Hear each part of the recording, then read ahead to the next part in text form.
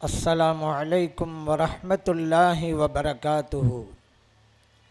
अल्हम्दुलिल्लाहि रब्बिल आलमीन वस्सलातु वस्सलामु अला सय्यिदिना मुहम्मदिन व अला आलिहि व सहबिहि अजमाईन। वमा तौफीक़ी इल्ला बिल्लाह ला हौला वला कुव्वता इल्ला बिल्लाहिल अलिय्यिल अज़ीम। सुब्हानक லா இல்ம லனா இல்லா மா அல்லம்தனா இன்னக அன்தல் அலீமுல் ஹகீம். புனிதம் நிறைந்த இந்த மீலாது நபி பெருவிழாவிற்கு வருகை புரிந்து இந்நிகழ்வை சிறப்பித்து கொண்டிருக்கக்கூடிய நம் உயிரிலும் மேலான கண்மணி நாயகம் ஸல்லல்லாஹு அலைஹி வஸல்லம் அவர்களுடைய புனித குடும்பத்தை சார்ந்த மதுரை மாநகர மரியாதைக்குரிய அரசு காலியார் அவர்களே, கண்ணியத்திற்குரிய உலமா பெருமக்களே, மேடையிலே வீற்றிருக்கின்ற ஆன்றோர்களே, சான்றோர்களே, அவையிலே அமர்ந்துள்ள அன்பார்ந்த பெரியோர்களே, இளைஞர்களே, சிறார்களே, தம் பகுதியிலே அமர்ந்திருந்து செவியேற்று கொண்டிருக்கக்கூடிய தாய்மார்களே, சகோதரிகளே, சிறப்புமிக்க இந்த நிகழ்விற்கு ஏற்பாடு செய்திருக்கின்ற மதுரை மாநகரம் சுன்னத் ஜமாஅத் பேரியக்கத்தை சார்ந்த போற்றுதலுக்கும் பாராட்டுதலுக்கும் உரிய நிர்வாக பெருமக்களே, புனிதமான நிகழ்வில் நம்மையெல்லாம் பங்கெடுக்க செய்து நல்லதை சொல்லவும் கேட்கவும் வாய்ப்பளித்த எல்லாம் வல்ல இறைவனை போற்றி புகழ்ந்து எனதுரையை தொடங்குகின்றேன். இன்றைக்கு நீங்கள்லாம் பார்க்கலாம், குடியுரிமை திருத்த சட்டத்தை எதிர்த்து நாடு முழுவதும் போராட்டங்கள், அறவழி போராட்டங்கள் நடைபெற்று கொண்டே இருக்கின்றன. இத்தகைய போராட்டமெல்லாம் அவசியமா அப்படி நீங்கள் கேட்கலாம். அவசியம். ஜனநாயக நாட்டிலே அறவழி போராட்டங்கள் அவசியம். இந்த போராட்டத்தினுடைய தாக்கங்கள் என்ன தெரியுமா? இந்தியாவிலே இந்த போராட்டம் நடைபெற்றதால் இந்தியாவிற்கு வருகை புரிந்த இருந்த ஜப்பான் நாட்டு பிரதமர் தனது வருகையை ரத்து செய்தார். பங்களாதேஷிலே இருந்து இந்தியாவிற்கு வருகைவதற்காக இருந்த அமைச்சர் அவர் தனது பயணத்தை ரத்து செய்தார். ஏன்? நமது நாட்டு உள்துறை அமைச்சர் அருணாச்சல பிரதேசத்திற்கு செல்லவிருந்தார். அங்கே வெடித்த போராட்டத்தின் காரணத்தினாலே அருணாச்சல பிரதேசத்தினுடைய வருகையை ரத்து செய்தார். எல்லாம் காரணம் என்ன? போராட்டங்கள். ஜப்பான் நாட்டு பிரதமர் வருகை ரத்து, பங்களாதேஷ் அமைச்சரின் வருகை ரத்து, நமது நாட்டு உள்துறை அமைச்சரின் வருகை ரத்து ரத்து ரத்து ரத்து. இன்னொன்றையும் மிக விரைவில் இன்ஷா அல்லாஹ் நீங்கள் கேட்கப் போகிறீர்கள். குடியுரிமை திருத்த சட்ட மசோதா ரத்து என்று கேட்கப் போகிறீர்கள். இந்த போராட்டங்கள் இன்னும் எவ்வளவு பெரிய தாக்கத்தை ஏற்படுத்தியது தெரியுமா? ஐநா மனித உரிமை ஆணையம் தனது கருத்தை பதிவு செய்திருக்கிறது. இந்த குடியுரிமை திருத்த சட்டம் அரசியல் சாசனத்திற்கு எதிரானது என்று ஐநா தனது கருத்தை பதிவு செய்திருக்கிறது. அது மட்டுமல்ல, அமெரிக்காவிலே இருக்கக்கூடிய சர்வதேச மத சுதந்திர ஆணையம், இது ஏதோ தன்னார்வ அமைப்பல்ல, தனிநபர் அமைப்பல்ல, அரசாங்கத்தால் ஏற்படுத்தப்பட்ட அமைப்பு. அது தனது அறிக்கையை அரசாங்கத்திற்கு சமர்ப்பித்திருக்கிறது. இந்திய நாட்டின் உள்துறை அமைச்சர் பெயரை குறிப்பிட்டே அது சமர்ப்பித்திருக்கிறது. அந்த உள்துறை அமைச்சருக்கு தடை விதிக்க வேண்டும். இதெல்லாம் எதனுடைய தாக்கம்? போராட்டத்தினுடைய தாக்கம். நினைவிலே வையுங்கள். அது மட்டுமல்ல, அமெரிக்கா, ஆஸ்திரேலியா, இங்கிலாந்து, பிரான்ஸ் போன்ற நாடுகளெல்லாம் தனது நாட்டை சார்ந்த சுற்றுலா பயணிகள் இந்தியாவிற்கு வருகை தந்திருக்கிறார்கள் அல்லவா? அவர்களுக்கு அறிவுரை வழங்கியிருக்கிறார்கள், கவனமாக இருந்து கொள்ளுங்கள். அப்படியானால் இந்த அறவழி போராட்டம் உலகையே உலுக்கி இருக்கிறது என்பதுதான் உண்மை. ஆகவேதான் இதை நாம் செய்து கொண்டிருக்கிறோம். இந்த சிஏஏ சட்டம், என்ஆர்சி சட்டம், இதுவெல்லாம் முஸ்லிம்களுக்கு மட்டும் எதிரானது என்பதால் அல்லங்க, இந்த நாட்டு மக்கள் அத்தனை பேருக்கும் எதிரானது என்பதால் மட்டும் இல்லைங்க, அரசியல் சாசனத்திற்கே எதிரானது என்பதால் தான். இந்த அறவழி போராட்டங்கள். ஏன்னா அரசியல் சாசனத்தில் ஆர்டிக்கல் 14 தெளிவாக குறிப்பிடப்பட்டிருக்கிறது, மதத்தின் அடிப்படையில் சட்டம் கொண்டு வரக்கூடாது. அந்த அரசியல் சாசனமே இப்போ மீறப்பட்டிருக்கு. யாரு பதவி பிரமாணம் எடுத்தபோது நான் அரசியல் சாசனத்தின்படி நடப்பேன் என்று உறுதிமொழி கொடுத்தாங்கல்ல, அவங்க தான் இன்னைக்கு அரசியல் சாசனத்துக்கே எதிராக சட்டம் கொண்டு வந்திருக்கிறாங்க. அப்படியானால் அரசு கட்டிலே அமர்வதற்குண்டான தார்மீக உரிமையை இழந்து விட்டது இந்த காவி கூட்டம் என்பதை நினைவிலே கொள்ளுங்கள். அரசியல் சாசனத்தை பாதுகாப்பது ஏன் முஸ்லிம்கள் மட்டுமா போராடுறோம்? எல்லா மக்களும் போடுறாங்க. ஏன்? மத சார்பற்ற தன்மை பாதுகாக்கப்பட வேண்டும் என்பதுதான், அரசியல் சாசனம் பாதுகாக்கப்பட வேண்டும் என்பதுதான். தொடர்ந்து நீங்கள் நானே இதுக்கு ஒரு விளக்கம் கொடுத்துறேன். ஃபஸ்ட்டு சிஏஏங்கிறோம் அல்லவா, என்ன? சிட்டிசன் அமெண்ட்மெண்ட் ஆக்ட் அப்படின்னு அர்த்தம்.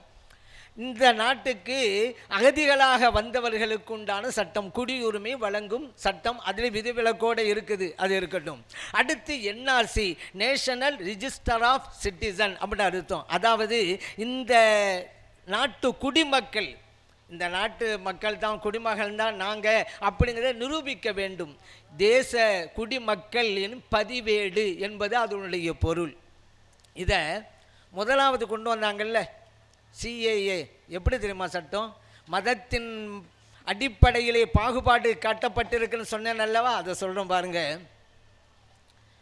அகதிகளாக வந்தவர்கள் 3 நாடுகள், பாகிஸ்தான், பங்களாதேஷ், ஆப்கானிஸ்தான், இந்த 3 நாடுகளில் இருந்து அகதிகளாக வந்தவர்கள் முஸ்லிம்களை தவிர உள்ள மற்ற மதத்தவர்கள், 6 மதத்தை சார்ந்தவர்கள், ஹிந்துக்கள், புத்தர்கள், சீக்கியர்கள், ஜெயினர்கள், பார்சிகள், கிறிஸ்தவர்கள், இந்த 6 மதங்களை சார்ந்தவர்களுக்கு குடியுரிமை உண்டு, முஸ்லிம்களுக்கு இல்லை.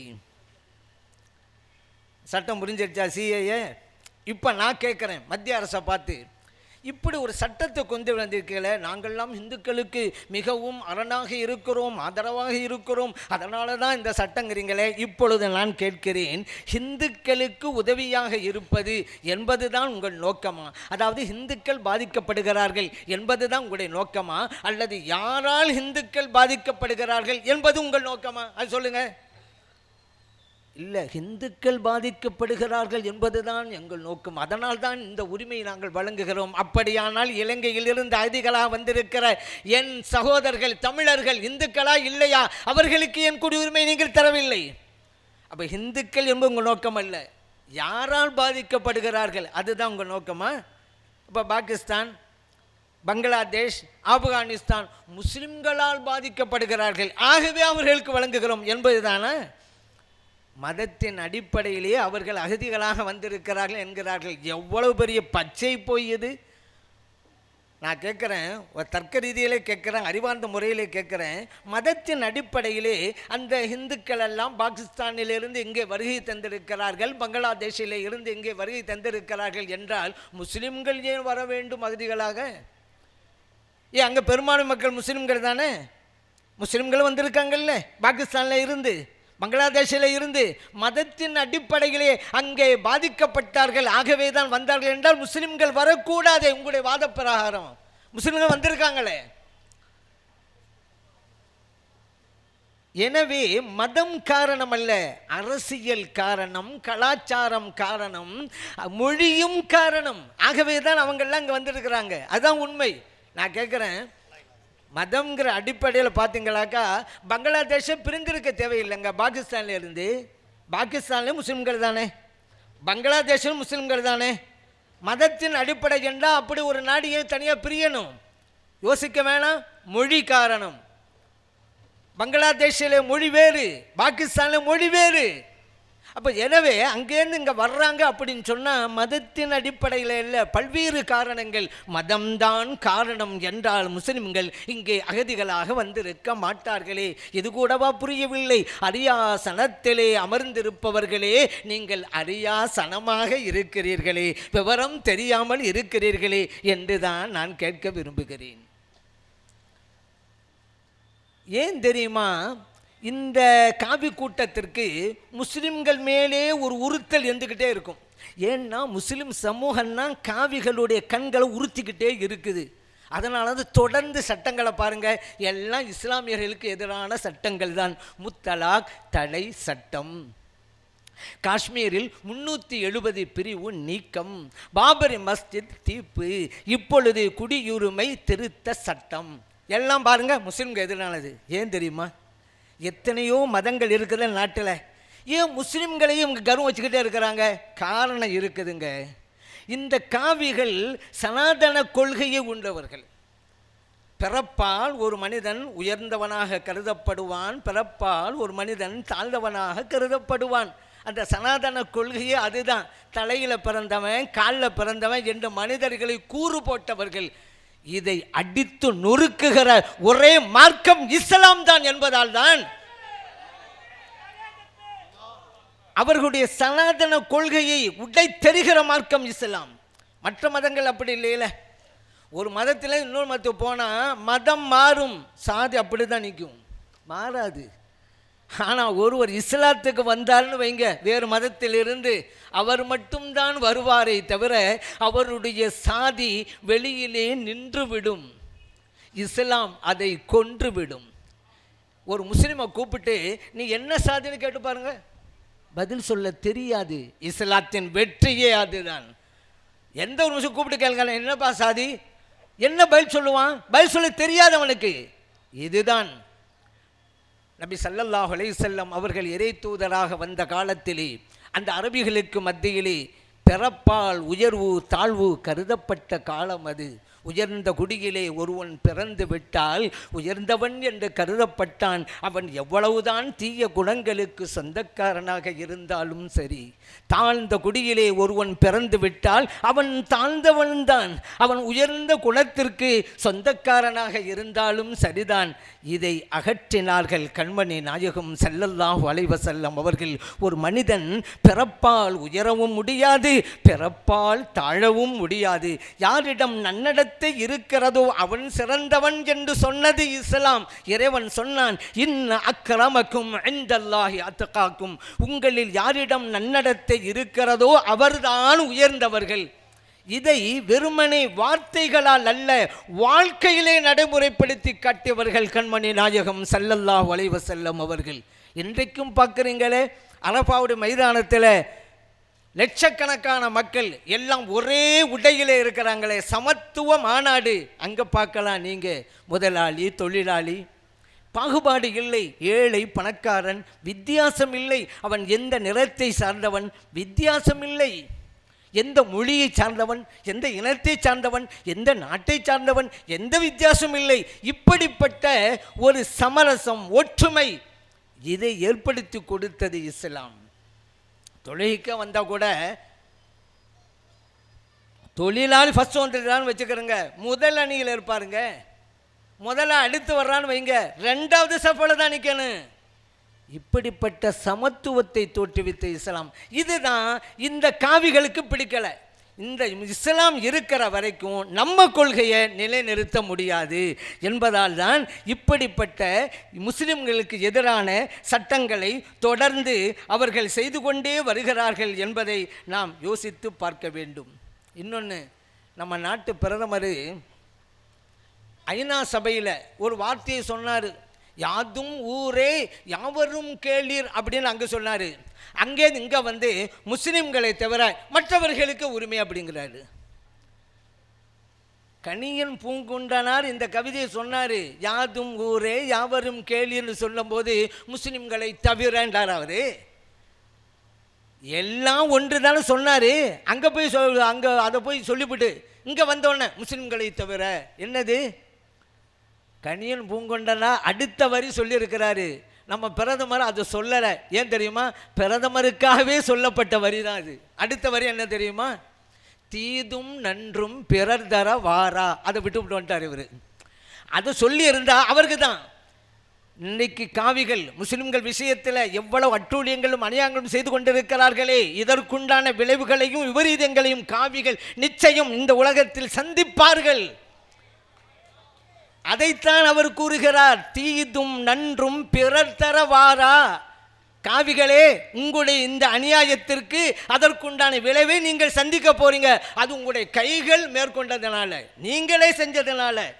அடுத்த உங்களுக்கு தீங்கு செய்யலை, உங்களால் உங்களுக்கே தீங்கு வரப்போகுது. கணியன் பூங்குன்னார் அழகாக சொன்னார். இன்னைக்கு இப்போ எப்போவுமே அப்படி தானே தமிழில் பேசிவிட்டார். இங்கே உள்ளவங்கெல்லாம் ஐநாவில் தமிழில் பேசிவிட்டார், ஐநாவில் தமிழில் பேசிவிட்டார். தமிழில் பேசினதை ஒழுங்காக நடைமுறைப்படுத்தலைங்க. அங்கே எல்லாம் ஒன்று தானே பேசிட்டு இங்கே முஸ்லீம்களை விதிவிலக்குன்னு தள்ளி வைக்கிறாரு. ஊருக்கு பேசுகிறாரா? சரி, அது இருக்கட்டும். இங்கே கூட சில பேர் இந்த திருவள்ளுவரை எங்கள் மதம் அப்படின்னு உரிமை கொண்டாடினாங்க. யார் தெரியுமா? இந்த ஆதிக்க சக்தி இருக்குதுல்ல, பிறப்பால் ஏற்றத்தாழ்வையெல்லாம் நிகழ்த்திக்கிட்டு இருக்கிறதுல புகுத்திட்டு இருக்கிற ஒரு கூட்டம். அந்த கூட்டம் எங்கள் மதம் திருவள்ளுவர்னாங்க. ஃபஸ்ட்டு உன் கொள்கையை மாற்றிக்கிட்டு உன் மதம்னு சொல்லு. ஏன் திருவள்ளுவர் என்ன சொல்கிறாரு? பிறப்புக்கும் எல்லா உயிருக்கும் அப்படிங்கிறாரு. நீங்கள் தலையில் பிறந்தவன் காலில் பிறந்தவன்னு பிரித்து வச்சுக்கிட்டு இது திருவள்ளுவருடைய குரலை அவருடைய கருத்தை உடைக்கிறது அல்லவா? அவரை போய் உங்கள் மதங்கிறீங்க. அவர் மதங்களுக்கு அப்பாற்பட்டவர், எந்த மதத்துக்கும் சொந்தக்காரர் கிடையாது. எல்லா பொது கருத்தை எல்லோருக்கும் தோதுவாக சொல்லி இருக்கிறாரு. அடுத்ததாக இவர்கள் ஒரு சில கருத்துக்களை எல்லாம் முஸ்லிம்களுக்கு எதிரான வகையிலே அவர்கள் சொல்லி கொண்டிருக்கிறார்கள். இந்த காவிகளுடைய கையிலே இந்த அரசாட்சியை கொடுத்தது என்பது எனக்கு தெரிகிறது குரங்கின் கையிலே பூமாலையை கொடுத்தது போல என்று தெரியுது. ஏன் தெரியுமா? நம்முடைய முன்னோர்கள் தியாகத்தால் பெற்ற சுதந்திரம், அந்த சுதந்திர நாடு இவருடைய கையிலே போய் இருக்கிறது. நம்முடைய முன்னோர்களுடைய தியாகத்தால் கோர்க்கப்பட்ட அழகான மாலையை இந்த காவிகள் பீத்து பீத்து சின்ன பின்னமாக்கி கொண்டிருக்கிறார்கள். அவங்க எதை வேண்டுமானாலும் சட்டத்தை கொண்டு வருவாங்களாம். கேட்டால் எங்களுக்கு மெஜாரிட்டி பலம் இருக்குதுங்க, பெரும்பான்மை இருந்தால் எதுவும் செய்யலாம் என்று அர்த்தமா? மனித நேயமற்ற சட்டத்தை கொண்டு வரலாம் என்பதுதான் பொருளா? அதற்குத்தான் மிருகபலம் என்று சொன்னார்களோ? பெரும்பான்மைக்கு மிருகபலம் என்பார்கள். ஏன் மனித நேயமற்ற சட்டத்தை எல்லாம் பெரும்பான்மை என்கின்ற பெயரிலே அவர்கள் கொண்டு வருவார்கள் என்பதால் தான் மிருகபலம் என்று சொன்னார்களோ என்று நினைக்க தோன்றுகிறது. நான் கேட்கிறேன், மக்கள் உங்களுக்கு பெரும்பான்மையை வழங்கினார்கள். ஏன்? நாட்டை வளர்க்கவா அல்லது நாட்டை பிளக்கவா? காவிகளே, நாட்டை பிளக்கிறதுக்கா அந்த காரியம் செஞ்சுக்கிட்டு இருக்கிறீங்க? மெஜாரிட்டி இருக்குன்னு சொல்லி நாட்டை வளர்ப்பதுக்கு தானே உங்களுக்கு தந்தாங்க. ஆனால் மெஜாரிட்டி இன்னொன்று ஒரு காரணம் சொல்கிறது, நாங்கள் என்னங்க புதுசாக வாங்க செஞ்சிட்டோம்? நாங்கள் தேர்தல் அறிக்கையில் சொன்னோம்ல, அதைத்தானே செஞ்சுக்கிட்டு இருக்கிறோம். தேர்தல் அறிக்கையில் சொன்னோம், மக்கள் எங்களுக்கு ஆதரவு கொடுத்தாங்க, பெரும்பான்மை வழங்கினாங்க, நாங்கள் சொன்னதை தானே செய்கிறோம் என்று அவர்கள் மக்களை ஏமாற்றுகிறார்கள். தேர்தல் அறிக்கையிலே என்ன சொன்னார்கள் இந்த காவிகள்? மதத்தின் அடிப்படையிலே சட்டங்கள் கொண்டு வரும் என்று சொன்னார்களா? நான் கேட்கிறேன், உங்கள் தேர்தல் அறிக்கை காட்டுங்கள் பார்க்கலாம்.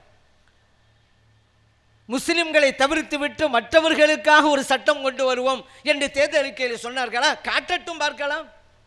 அப்படி ஒரு தேர்தல் அறிக்கை இவங்க கொடுத்துருந்தாங்கன்னு வச்சுக்கிறங்களேன், தேர்தலில் நின்றுக்க முடியாது. ஏன்னா அரசியல் சாசனத்துக்கு எதிரானது.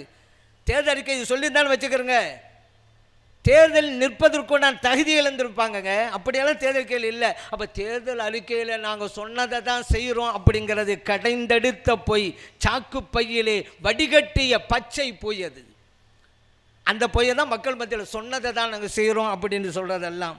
அடுத்து இவங்க இன்னொன்று சொல்லுவாங்க, என்னங்க, இந்த இந்தியாவில் இருக்கக்கூடிய இந்துக்களுடைய பெருந்தன்மை என்ன தெரியுமா? அவளே சொல்கிறது, இந்துக்களுக்கு மத்தியில் ஒரு துவேஷத்தை உண்டு பண்ணுறாங்களாம், முஸ்லீம்களுக்கு மத்தியில் ஒரு எதிர்ப்பை தோற்றி வைக்கிறாங்களாம். அதுக்காக வேண்டி என்ன தெரியுமா? பாருங்கள், பெரும்பான்மையாக இருந்தும் கூட இந்த நாடு, இந்திய நாடு மதசார்பற்ற நாடாக இருக்கிறது அல்லவா அப்படின்னு ஒரு வார்த்தையை போடுறது. அதனால தான் காவிகளை பார்த்து நான் கேட்கிறேன், அரியாசனத்திலே அமர்ந்திருப்பவர்களே அரியாசனமாக இருக்கிறீர்களே, உலகை பாருங்கள். எத்தனை நாடுகள் மதசார்பற்ற நாடுகள் தெரியுமா? உதாரணத்துக்கு சொல்கிறேன், துருக்கியிலே 96 விழுக்காடு முஸ்லிம்கள், முஸ்லிம் அல்லாதவர்கள் 4 விழுக்காடு. இந்த 4 விழுக்காடு சிறுபான்மையினருக்காக அந்த நாடை, துருக்கி நாடு மதசார்பற்ற நாடாக இன்றைக்கும் இருந்து கொண்டிருக்கிறது. 96 விழுக்காடு சதவிகிதம். இந்தோனேஷியா உலகத்திலேயே அதிகமாக முஸ்லிம்கள் வாழுகின்ற நாடு இந்தோனேஷியா, அடுத்து இந்தியாங்க. அந்த இந்தோனேஷியாவிலே 90 விழுக்காடு முஸ்லிம்கள், முஸ்லிம் அல்லாதவர்கள் 10 விழுக்காடு தான். அந்த 10 விழுக்காடு சிறுபான்மையினருக்காக அந்த இந்தோனேஷியா நாடே மதசார்பற்ற நாடாக இன்றைக்கும் திகழ்ந்து கொண்டிருக்கிறது. அதே போல் அஜர்பைஜான் 93 விழுக்காடு முஸ்லீம்கள், 7% தான் மற்றவங்க. ஆனால் அந்த நாடு மதசார்பற்ற நாடுங்க. எல்லாம் முஸ்லீம்கள் பெரும்பான்மையாக வாழ்கிற நாடுகள், எல்லாம் 90க்கு மேலே. அது மட்டுமா, தஜிகிஸ்தான் 98 விழுக்காடு, உஸ்பெகிஸ்தான் 96 விழுக்காடு, கஜகஸ்தான் 70 விழுக்காடு, லெபனான் 54 விழுக்காடு. இவெல்லாம் யாரு? முஸ்லிம்கள் இருக்கிறாங்க. அப்படின்னா மற்ற மதத்தை சார்ந்தவங்க சிறுபான்மையினர் தான். நாடு மதசார்பற்ற நாடு. பார்த்தீங்களா? ஆனால் இங்கே எப்படி ஏமாத்துறாங்க?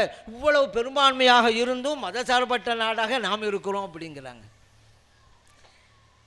முஸ்லிம்களுக்கு மத்தியிலே வெறுப்பை காட்டுவதற்காக தொடர்ந்து அவர்கள் புதிய புதிய சட்டமாக எதையெல்லாம் முஸ்லிம்களை பாதிக்கும் அப்படிங்கிற திட்டம் போட்டு, ஆனால் இன்றைக்கி அதன் விளைவை அனுபவிச்சிருக்காங்க. அது வேறு விஷயம். இப்படியெல்லாம் அவங்க எதிர்பார்க்கல. ஏதோ முத்தலாக்கு தடை சட்டம் மாதிரி தான் இது இருக்கும், காஷ்மீரில் 370 நீக்கும் போது எப்படி இருந்துச்சு அப்படி தான் இருக்கும் அப்படின்னு நினைச்சாங்க. ஆனால் நிலைமையே மாறிவிட்டது. மக்கள் விழிப்புணர்வு பெற்று விட்டார்கள். அதுதான் உண்மையாகும். அதே போல் இந்த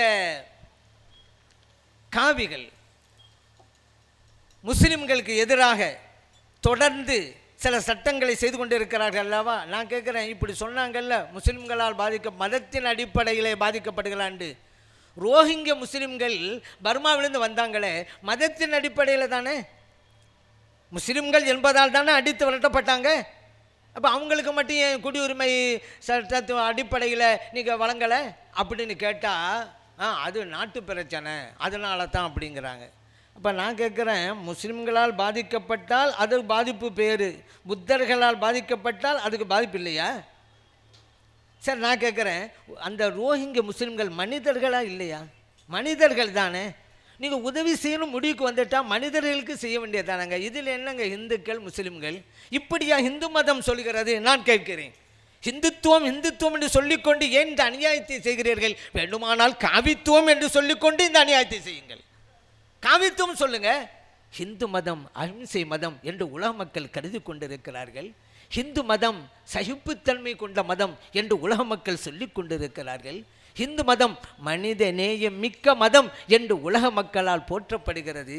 இந்த நேரத்தில் ஹிந்துத்துவம் என்று சொல்லிக்கொண்டு மனிதர்களை மதிக்க மாட்டேன் என்கிறீர்களே, நீங்கள் ஹிந்துத்துவத்திற்கே களங்கப்படுத்துகிறீர்கள்.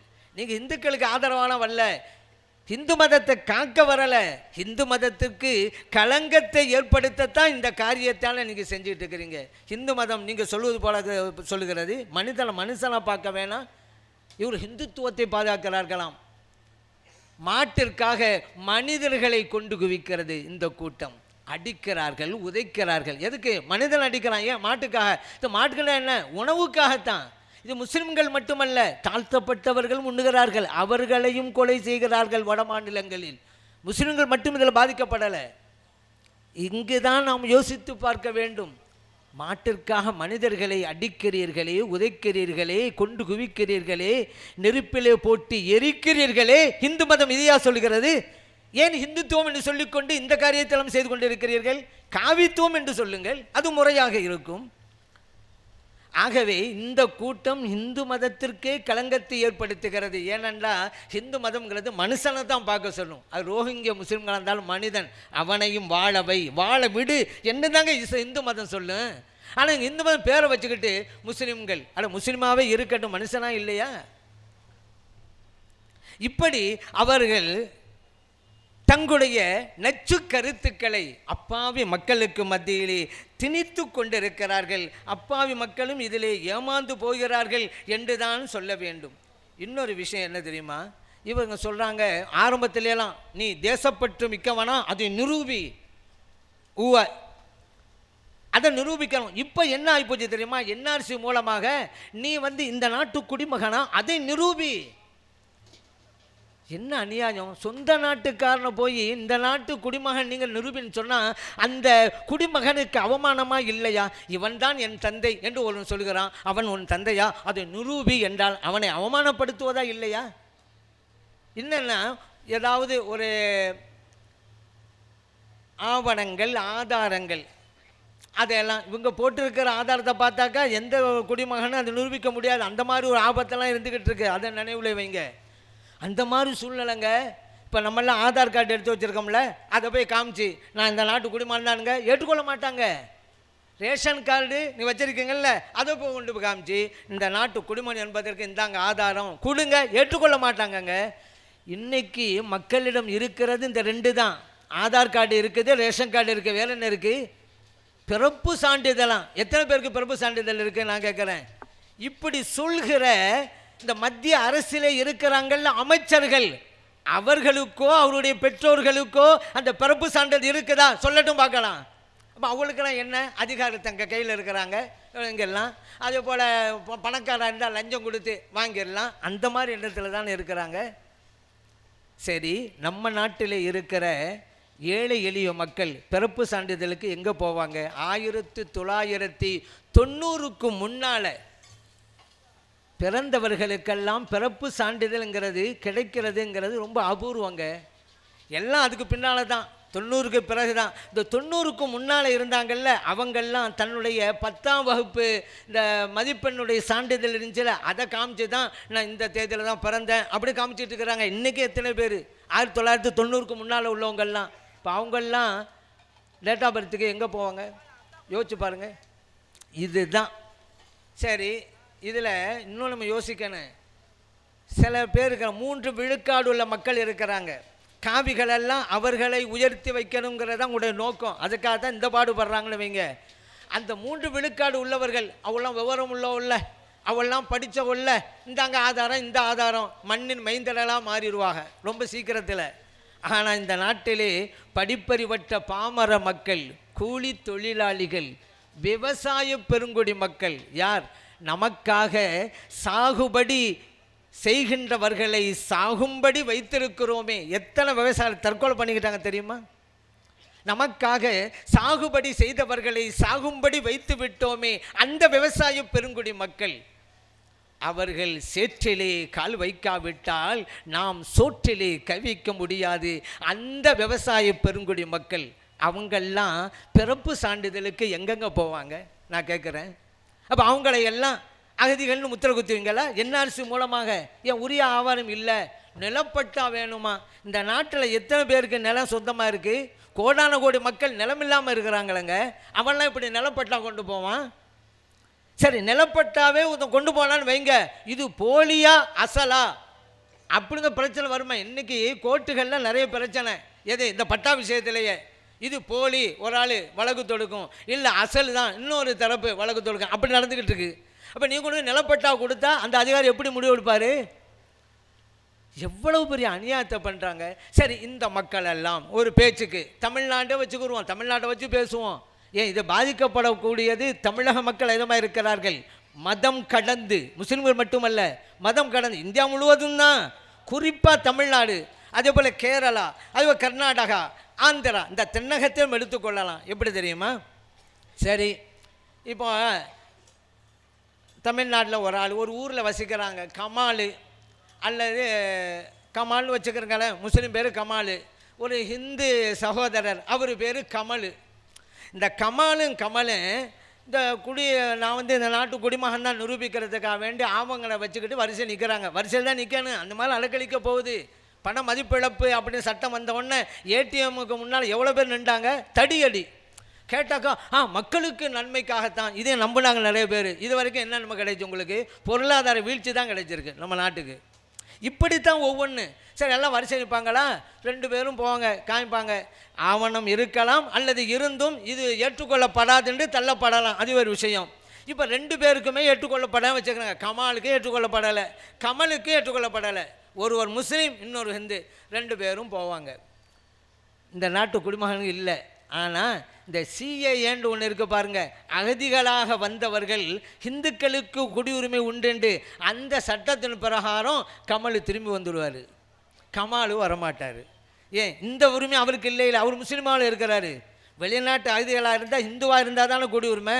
அப்போ கமலுக்கு கிடைச்சிரும். சில பேர் நினைக்கலாம், இந்த சட்டமெல்லாம் முஸ்லிம்களுக்கு தாங்க எதிரானது, நமக்கு ஒன்றும் இல்லைங்க நினைக்கலாம். இல்லை இல்லை கமலே, உனக்கும் இதற்கு பாதிப்பு இருக்கிறது, உனக்கும் ஆபத்து இருக்கிறது. உன்னை கூப்பிட்டு வச்சுக்கிடுவாங்கப்பா. எப்படி வைப்பாங்க? சிஏஏ அடிப்படையில் தானே. நீ அகதி தான், ஆனாலும் இந்துங்கிறதுனால குடியுரிமை தர்றோம், உட்காந்துக்க. ரெண்டாம் தர குடிமக்கள் அவ்வளோவா நீ கருதப்படுவ? எவ்வளோ பெரிய இழுக்கு இது, அவமானம். இந்த நாட்டின் மண்ணின் மைந்தன் அல்லவா நீ? உன்னை இரண்டாம் தர மக்கள் ஆக்கிடுவாங்க. நீ அகதி, வந்தேரி, ஆனால் நீ ஹிந்துங்கிறதுனால குடியுரிமை. இது கமலுக்கு நல்லதா? உதாரணத்துக்கு கேட்குறேன், இந்து மக்களுக்கு இது நல்லதா? அதுதாங்க நடக்கும். சரி, இப்படி இருக்கலான்னு வச்சுக்கிறோங்க. அடிமையாகவே தான் இருக்கணும். யார்? குடியுரிமை வழங்கப்பட்ட அந்த ஹிந்து அடிமையாக தான் இருக்கணும். ஏன் எதிர்த்து பேசலாம்? நாங்கள் தந்திருக்கிற குடியுரிமை ரத்து செய்து விடுவோம், மிரட்டலாம்ல. ஏன்? கொடுக்க தெரிந்தவர்களுக்கு தட்டி பறிக்க எவ்வளோ காலம் ஆகும்? அவங்க தானே கொடுத்தாங்க குடியுரிமை. உங்களை ரத்து செஞ்சுட்டு வந்தால் என்ன செய்வீங்க?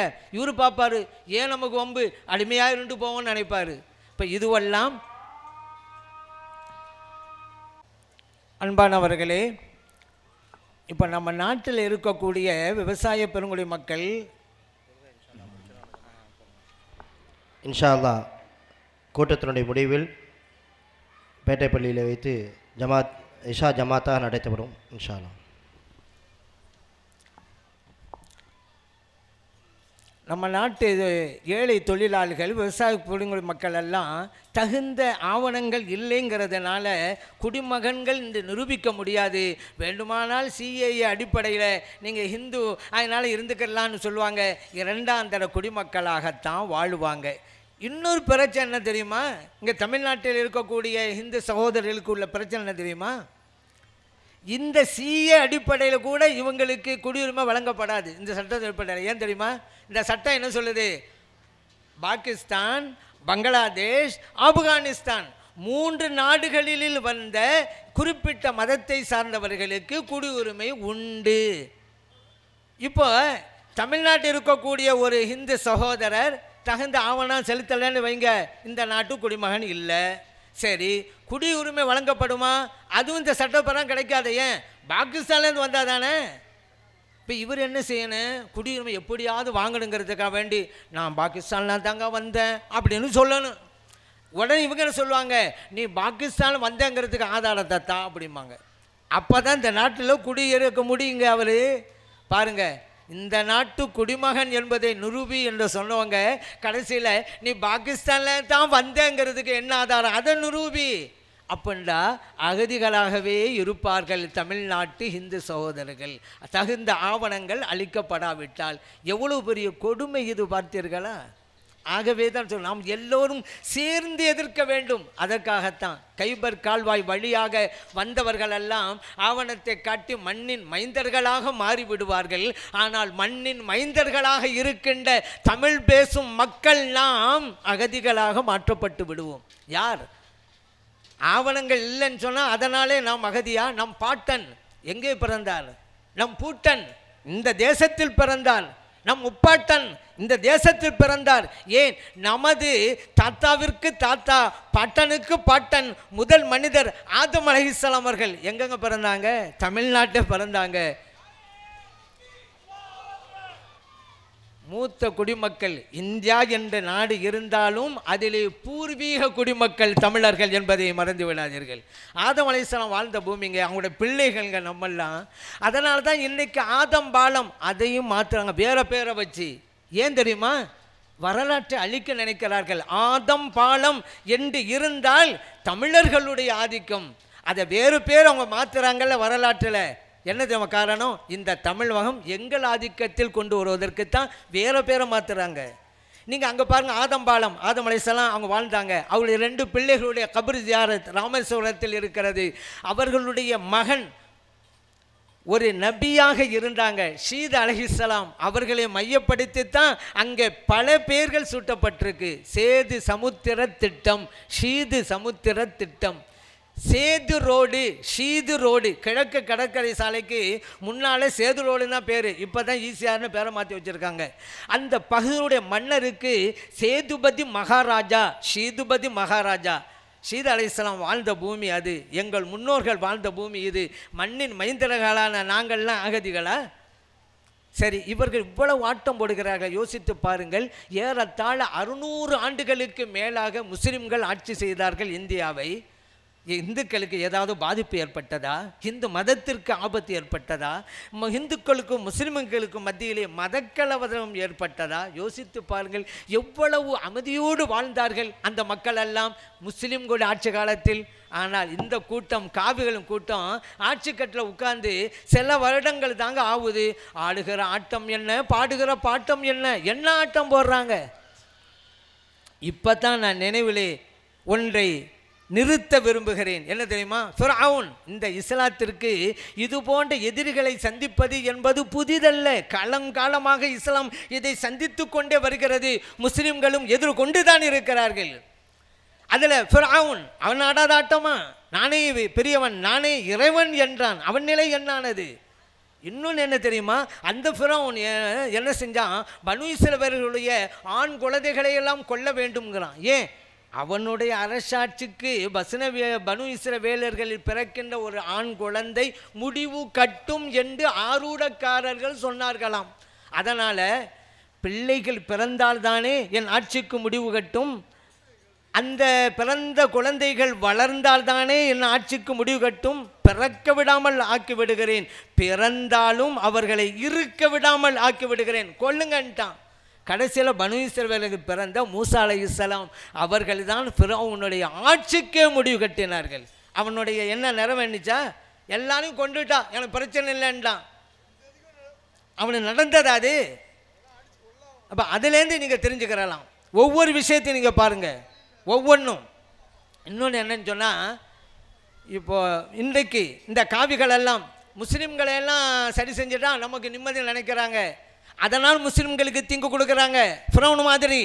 ஃபிரௌனுக்கு ஏற்பட்ட கதி இவர்களுக்கும் ஏற்படும். இந்த காவிகளுடைய ஆதிக்கத்தை முஸ்லிம்கள் முடிவு கட்டுவார்கள். முஸ்லிம்களுடைய அந்த வீர எழுச்சி இவர்களுடைய ஆட்சி அதிகாரத்திற்கு முடிவு கட்டும். நல்லா கண்ணுங்க, முடிவு கட்டும். சோழி முடிக்கப்படும் அப்படின்னு சொல்லலை. ஏன்னா இன்னைக்கு சோழி அப்படிங்கிறதுக்கு பல அர்த்தம் வச்சு விட்டாங்க. ஒரு தமிழறிஞரையே கைது பண்ணி சிறையில் வச்சு விட்டாங்க சோழி முடிக்கணும்னு சொன்னதுனால. வேறு அர்த்தமா? ஏங்க, சோழிங்கிறதுக்கு தமிழ்நாட்டில் எவ்வளோ மீனிங் இருக்குது. சோழி முடிக்கணும்னு சொன்னால் ஒரு ஆள் சொல்லுவார், இந்தாங்க உங்கள் சோழி முடிஞ்சிச்சு, என் சோழி இனிமத்தாங்க ஆரம்பம் பாரு. அதனால் உங்கள் சோழி முடிஞ்சா உங்கள் கொலை முடிஞ்சிருச்சு, என் கொலை இன்னதான் ஆரம்பிக்கணும்னு அர்த்தமா? யோசிச்சு பார்க்க வேணாம். இன்னொரு சொல்ல, அவன் போகிறான் சோழியத்த பையன் அப்படிமா கிராமங்கள்ல எல்லாம். என்ன அர்த்தம்? வேலையத்த பையன் அர்த்தம். அப்போ சோழியத்த பையன்டா கொலை அற்ற பையன் அப்படின்னு அர்த்தமா? சரி, ஒரு மதுரைக்கு ஒரு கிராமத்தை ஒரு ஆள் வர்றாரு. எங்கப்பா போகிற? இன்னொரு ஆள் கேட்டார். மதுரைக்கு போகிறேன். ஏன் போகிற? ஒரு சோழியாக போகிறேன் அந்த ஆள் சொல்லுவார். அப்போ அதனால் ஒரு கொலையாக போகிறேன் அப்படி அர்த்தமா? ஏங்க, தமிழ்நாட்டில் ஒரு வார்த்தைக்கு எத்தனை அர்த்தம் இருக்குது? ஒரு ஆள்கிட்ட கேட்டார், ஏங்க எல்லாம் முழுங்க முடியலை அப்படின்னீங்களே, டாக்டர்கிட்ட போனீங்களே, என்னாச்சு? அந்த ஆள் சொன்னார், அதை எங்கே கேட்குறீங்க, 300 ரூபாய் அவர் முழுங்கிட்டார் அப்படின்றாரு. இவன் முழுங்க முடியலைங்கிறது இங்கே, முழுங்கிட்டாருன்னு பணத்தை முழுங்கிட்டாங்க வேற.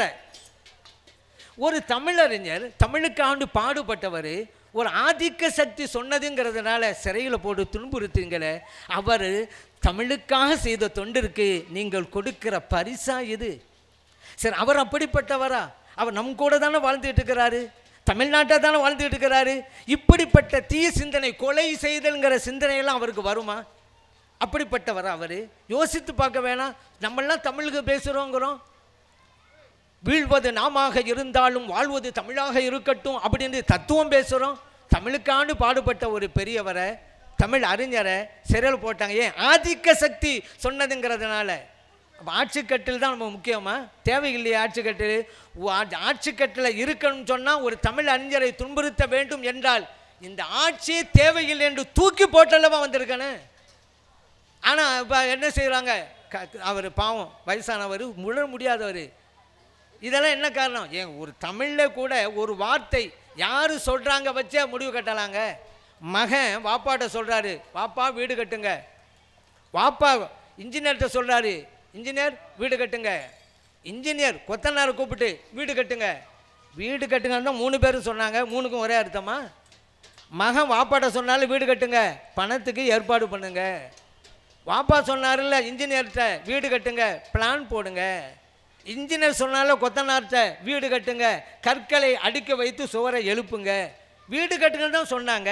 யார் சொல்கிறார் தெரியுதுல? ஒரு தமிழறிஞர் சோழின்னு சொன்னதை போய் வேறு அர்த்தம் வச்சு அவரை செலவு போட்டிங்களுங்க. அப்படி ஆட்சி கேட்கிறது, ஆட்சி சோம் கேட்கிறது. நான் கேட்கிறேன். அதே போல இந்த மாநில அரசு கூட ஆட்சி கட்டிலை தக்க வைக்க வேண்டும் என்பதற்காகவே இந்த சட்டத்திற்கு ஆதரவாக ஓட்டளித்தார்கள் மாநிலங்களவையில். இவங்க மட்டும் ஓட்டு போடலைன்னு சொன்னால் அந்த மசோதா தோற்று போயிருக்கும். ஆனால் இவங்களுக்கு மக்கள் நலம் பெருசா. முஸ்லீம்களை வேணா விட்டுருங்க, தமிழக மக்களுடைய நலன் என்னாவது இந்த சட்டத்தினால? அதை கூட யோசிக்க வேண்டாமா?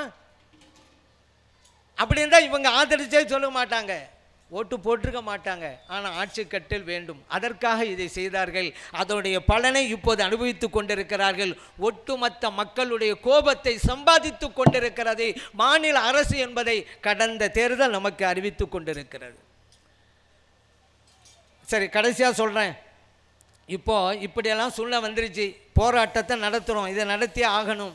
கடைசியில் அரசியல் சாசனத்துக்கு எதிரானது அப்படின்னு நம்ம எங்கே போய் சொல்லணும்? இதை கோர்ட்டில் தான் போய் சொல்லணும், அரசியல் எதிரானதுண்டு. ஆனால் இன்றைக்கி நீதிமன்றமே எப்படி இருக்குது? அதான் நம்ம வருத்தமாக இருக்குது.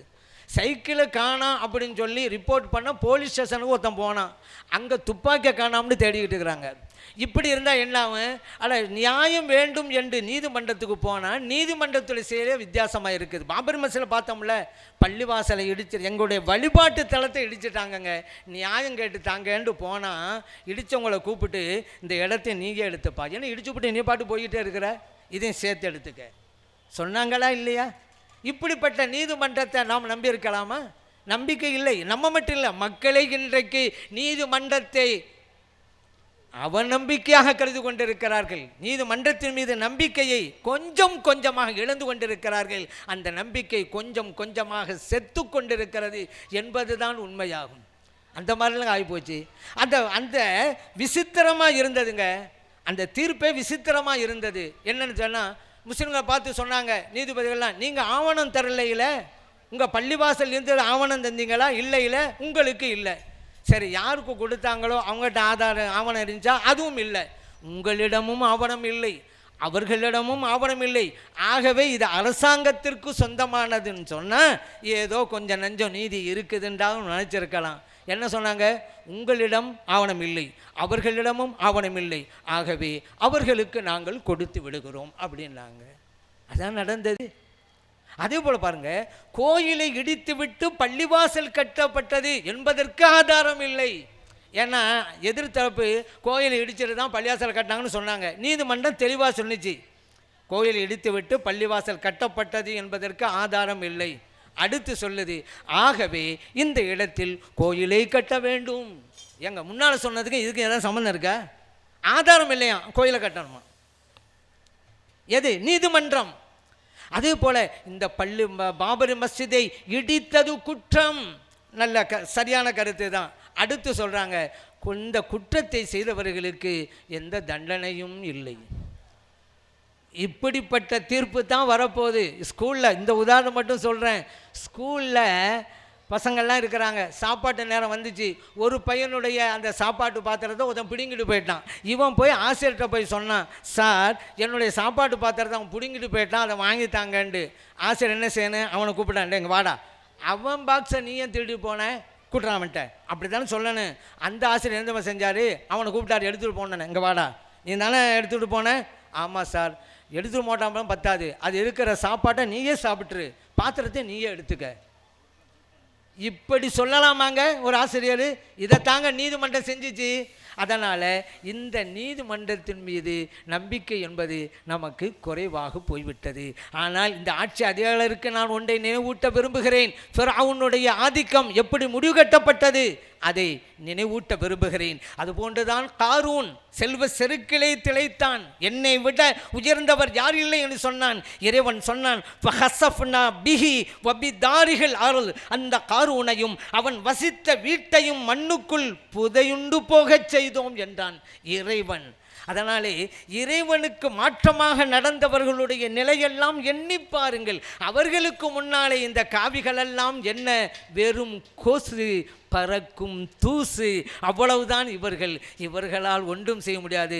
ஆனால் ஒன்றை நினைவூட்ட விரும்புகிறேன், அதிகாரம் உங்களிடம் இருக்கிறது என்பதற்காக முஸ்லிம்களை துன்பப்படுத்தலாம், கொடுமைப்படுத்தலாம், சித்திரவதை செய்யலாம் என்று கருதி கொண்டிருக்காதீர்கள். உங்களுக்கும் எங்களுக்கும் மேலே இறைவன் கண்காணித்து கொண்டிருக்கிறான். எதற்குமே ஒரு அளவுதான். நீங்கள் மேலும் மேலும் முஸ்லிம்களை துன்புறுத்தினால் இறைவனுடைய சாபம் உங்களை சும்மா விடாது. நினைவிலே வையுங்கள், முற்பகல் செய்யின் பிற்பகல் விளையும். திணை விதைத்தவன் திணை அறுப்பான், வினை விதைத்தவன் வினை அறுப்பான். சந்தேகமே கிடையாது. இதன் விளைவு நீங்க சந்திச்சு தான் ஆகணும். ஆட்சி அதிகாரம்ங்கிறது மாறிக்கிட்டே இருக்குங்க. உங்களுக்கு அதிகாரம் இருக்கிறது அப்படிங்கிறனால நீங்க செய்றீங்க, அதே அதிகாரம் உங்களுக்கு எதிராகவும் திரும்பும் என்பதை வரலாறு சொல்லி கொண்டிருக்கிறது. மறந்து விடாதீர்கள். சுருக்கமாக, நீதிமன்றத்தின் மீதும் இப்போ நம்பிக்கை இல்லாமல் தான் இருக்கிறான். அப்போ என்னங்க செய்கிறது? இனி ஒரு சுதந்திர போராட்டம். முஸ்லிம்களோட வேலை இனி அதுதான். காரணம், இது நாட்டுப்பற்று விஷயம், நாட்டு குடியுரிமை விஷயம். எந்த வகையிலும் விட முடியாது இதை. இனி ஒரு சுதந்திர போராட்டம். அன்றைக்கு சுதந்திர போராட்டம் நடத்தியவர்கள் யார்? முஸ்லிம்கள் தான். இன்றைக்கும் மற்ற சகோதரர்களை இணைத்து கொண்டு சுதந்திர போராட்டத்தை நடத்த போவதும் அந்த முஸ்லிம்கள் தான். ஆனால் வித்தியாசம் என்ன? அன்னைக்கு வெள்ளையர்களை எதிர்த்து போராட்டம் நடத்தினோம், இன்றைக்கு கொள்ளையர்களை எதிர்த்து போராட்டம் நடத்த போகிறோம். இதுதான் வித்தியாசம். அன்றைக்கு நாம் போராட்டம் செய்தோம், இந்த நாட்டினுடைய சுதந்திரத்தை மீட்க போராடினோம். இன்றைக்கு கிடைத்த சுதந்திரத்தை காக்க போராட போகிறோம். அரசியல் சாசனத்தை காக்க போராட போகிறோம். அந்த வகையிலே போராட்டத்திற்கு எல்லாம் வல்ல இறைவன் நமக்கு வெற்றி அளிப்பானாக என்று பிரார்த்தனை செய்து வாய்ப்பளித்த நல்லவர்களுக்கு நன்றி கூறி விடைபெறுகிறேன். அஸ்ஸலாமு அலைக்கும் வரஹ்மத்துல்லாஹி வபரகாத்து.